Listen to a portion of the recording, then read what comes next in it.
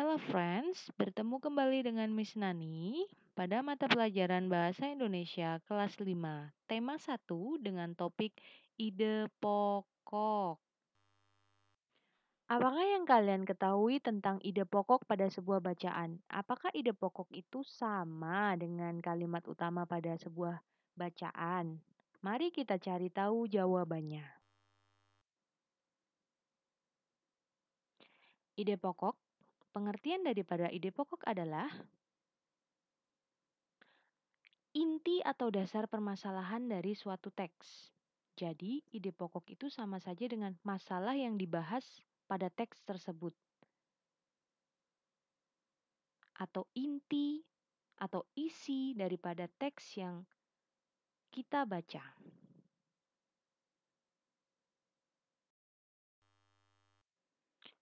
Pernahkah kalian mendengar istilah tentang pokok pikiran? Pikiran pokok, gagasan utama, gagasan pokok, pikiran utama. Apa sih hubungannya istilah-istilah tersebut dengan ide pokok?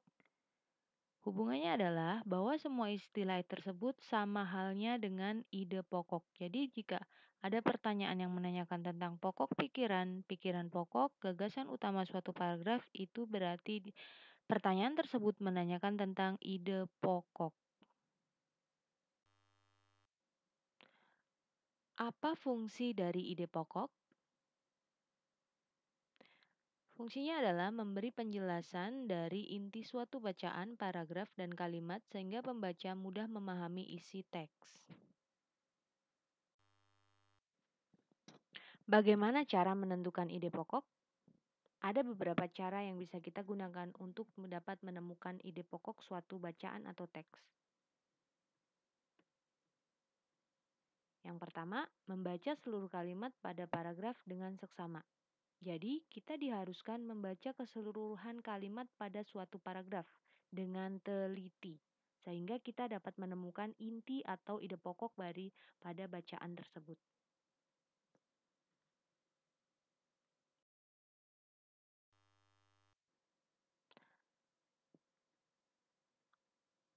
Lalu, cara kedua, yaitu dengan mencari kalimat utama dari teks tersebut. Setelah kalian membaca suatu paragraf, kalian diminta untuk mencari kalimat utama dari paragraf yang kalian baca. Masih ingat apa itu kalimat utama? Kalimat utama berisi informasi utama yang menjelaskan dasar permasalahan di dalam teks.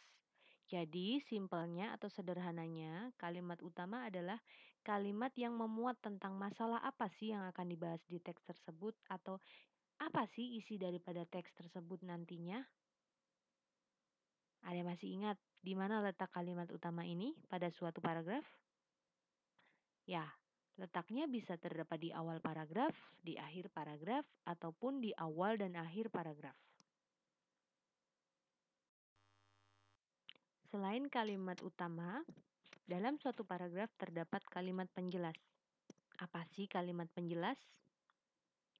Kalimat penjelas berisi informasi tambahan, alasan, dan sanggahan untuk menjelaskan lebih rinci hal-hal yang disampaikan pada kalimat utama. Jadi sudah pasti dalam suatu paragraf pasti selain ada kalimat utama selalu diikuti dengan kalimat penjelas.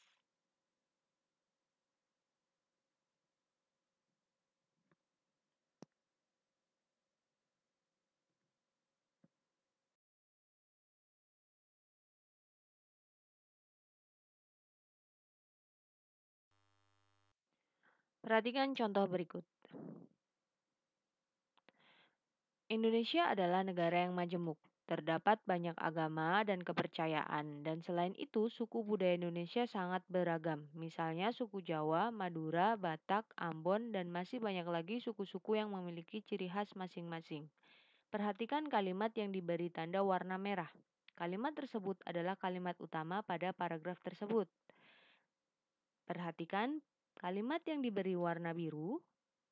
Kalimat tersebut adalah kalimat penjelas yang menjelaskan tentang kemajemukan yang ada di negara Indonesia, yaitu banyaknya suku budaya di Indonesia, kepercayaan, dan juga agama.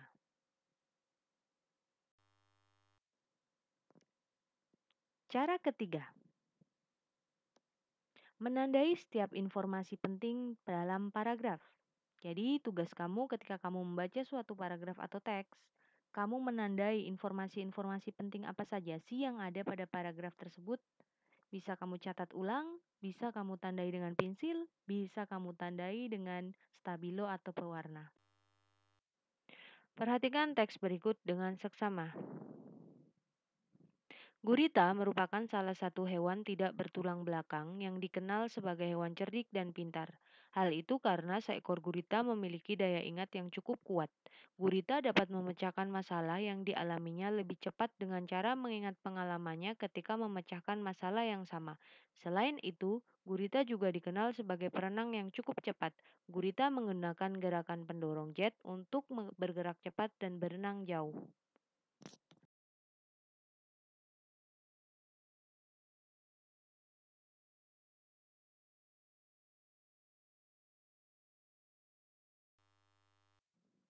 Bisakah kamu menemukan ide pokok dari paragraf tersebut? Setelah membaca keseluruhan isi teks tersebut, yang pertama kita bisa menyimpulkan bahwa isi teks tersebut adalah tentang gurita. Lalu, berikutnya kita lihat kalimat utamanya. Kalimat utamanya terletak di awal paragraf, yang isinya yaitu gurita merupakan salah satu hewan tidak bertulang belakang yang dikenal sebagai hewan cerdik dan pintar. Selain kalimat utama, kita cari tahu informasi penting apa saja sih yang ada di paragraf tersebut.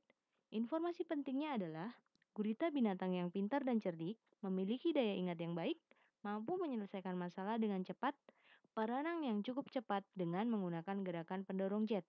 Nah, dari ketiga hal tersebut, nanti kita akan bisa menyimpulkan apa sih ide pokok daripada paragraf tersebut.